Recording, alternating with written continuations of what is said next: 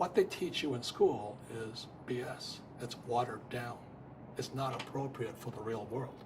The most obsolete idea is go to school, get a job, work hard, save money, get out of debt, and invest for the long term in the stock market. See, why would you save money when they're printing trillions of dollars? Why would you invest in the stock market for the long term when you have HFT, high frequency trading, and the Dow's at 18,000?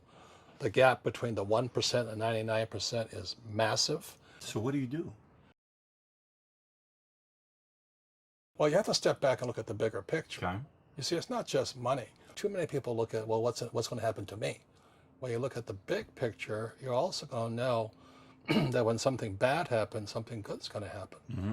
But you got to prepare for whatever is coming. If you think the next 20 years will be like the last 20 years, you're going to get creamed. You know, when you and I go to the supermarket and we buy a carton of milk, we always check for the expiration date. But most people do not check for the expiration date on their brains. Instead of get out of debt, I get into debt. You know, I just refinanced $300 million in debt. I went from 5% to 2.5% interest. I made a fortune. Every month, more money comes in because my cost of money has gone down. So while some Especially financial today. experts are saying get out of debt, I'm saying learn how to use debt. See, when I came back from in Vietnam in January of '73, the first thing my rich dad said to me was go to school to learn how to invest in real estate. It wasn't real estate, it was how to use debt and taxes. Debt and taxes make the rich richer. Debt and taxes make the poor, middle class, poor. So all the rich guys who are doctors and lawyers or, you know, those guys, they're getting creamed. And they don't know why. Doctors are getting creamed. Oh yeah, they're making more money, but the take home is less. Sure. You know, my doctor just yelled at me. He's happy. He says, "Oh, guess what? I finally made $1 million." And I said, "Yeah, this is just 3 weeks ago." And so I said, "Yeah, well, how much you pay in tax?" He says, $750,000 in taxes. So his net was about $400,000. That's not bad. But when I make $1 million, I keep $1 million. And the reason is because I don't make it by working for money. See, if you work for money, you're taxed. So that's why lesson number 1 in Rich Dad Poor Dad is the rich don't work for money. What we do instead is we create businesses as entrepreneurs. We acquire real estate. I don't invest in the stock market. Okay? So the reason is because as entrepreneurs, I have more control over my income, how much I make, and how much I pay in taxes. And because I'm an entrepreneur as well as an investor in real estate, I pay 0 tax. So every time I make, let's say, $1 million as an entrepreneur, I immediately invested in real estate. I have a 4-to-1 step up. So I put $1 million in real estate. I get $4 million from the bank. That's why I love banks.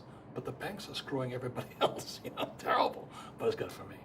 That's why you say when you print, it's good for you, but when you print, it's bad for people that work for money. Because when you print, savers get creamed and people who work for money get creamed.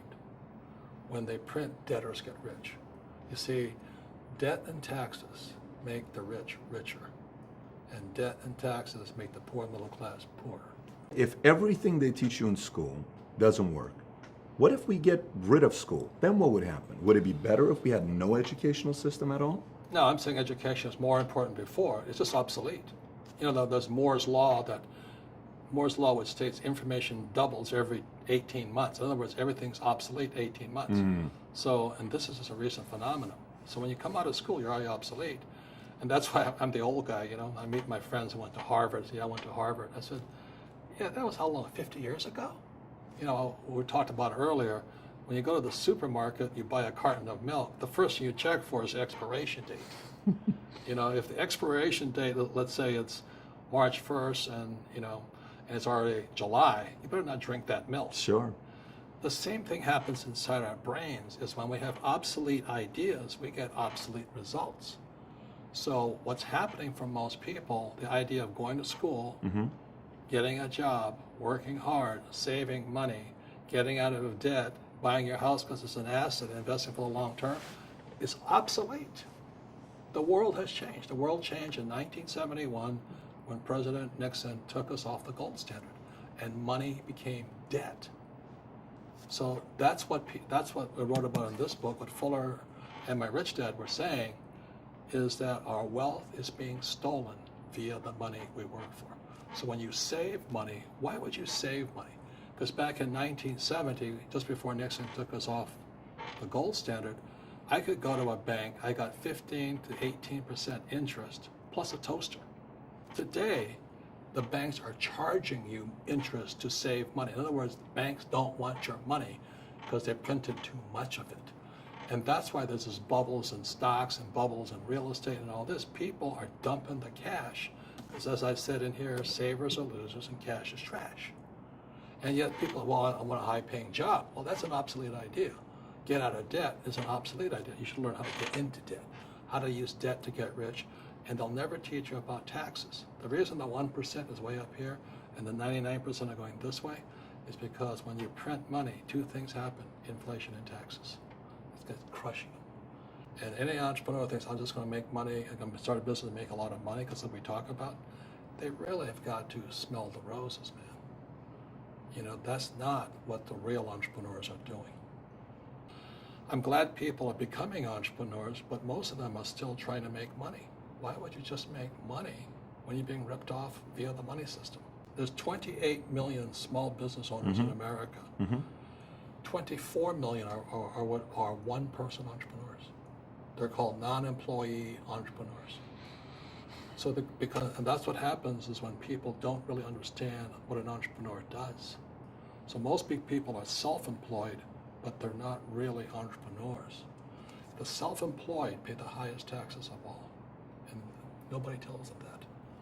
Can anybody become rich? This is what I believe. Sure. In every one of us is a poor person. There's still a poor person inside me. There's also a middle-class person, and the middle-class person wants security. They want that steady paycheck. And there's a rich person. And they're all inside of us, except that it's not taught.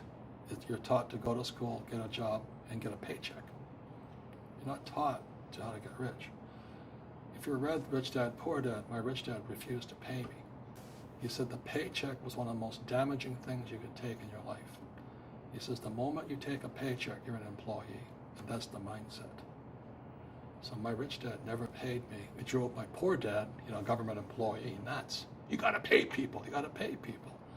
And Rich Dad was not saying that the paycheck was bad. He says you didn't want to be a slave to money. So as an entrepreneur, if Rich Dad folded, I just started another company. I don't need a paycheck. I don't need anybody to take care of me. If my government doesn't like me, I move to another country because they need entrepreneurs. So the entrepreneur is not so much the business. The entrepreneur is really the mindset and the skill sets and the different set of rules. You see, I don't operate, small business does not operate in the same rules as big business. Entrepreneurs have one thing in common. They keep going. They'll change the rules. They'll reinvent the rules. They don't just take one answer. So a real entrepreneur, it really makes no difference which country you're in. So I'll say it again. Entrepreneur is a mindset first, a skill set, and rules. And depending upon whether you're an employee or a small business, the rules are different. The mindsets are different. The skill sets are different. Earlier, I asked you a question. I said, what do you think is one of the biggest challenges that we're looking at? And you mentioned willpower. Can you elaborate on that willpower a little bit, on what you meant by that? Yeah, it's also called the entrepreneurial spirit. But what we were actually talking about was there's no such thing as a bad economy. There's external, you and I, we all have an external economy, but we also have an internal economy. And the willpower is to change our internal economy. So for me, I can see the good and I can see the bad. I don't really give a damn because I'm going to be rich anyway. But a poor person with a poor personal economy, all they're going to see is a bad economy because they don't know how to make money in any economy. And a middle-class person, they have a middle-class economy. What they want is a nice house and a steady paycheck and the job and the car. And so when you take their job away, to them, that's disaster. Well, since an entrepreneur doesn't have a job anyway, it's no big deal. So all I'm saying to people, and it's what Bucky Fuller taught me, is always two sides, you know what I mean? Unity is plural, at minimum two. So if you think the economy is bad, it's because your economy is bad. If you think that steady, employment is important, then you'll see an economy without jobs. Your economy. Your economy DNA versus the external economy. Got it. What you control versus what you can't control. I can control. Yeah, Sure. it's called an internal focus versus an external focus. So the real entrepreneur has an internal focus. That if they fall down, they say, "Oh, this is good, because I'm going to go up higher." The average person will fall down and say, "Oh, I'm going to take some Prozac," or somebody has a mistake. "Oh, the mistakes don't matter." Well, mistakes matter. It means you didn't know something. But a real entrepreneur, whether they fall down, they always can go up. They can stand back up and go higher. That no matter what happens to them, they get stronger and better and smarter and happier.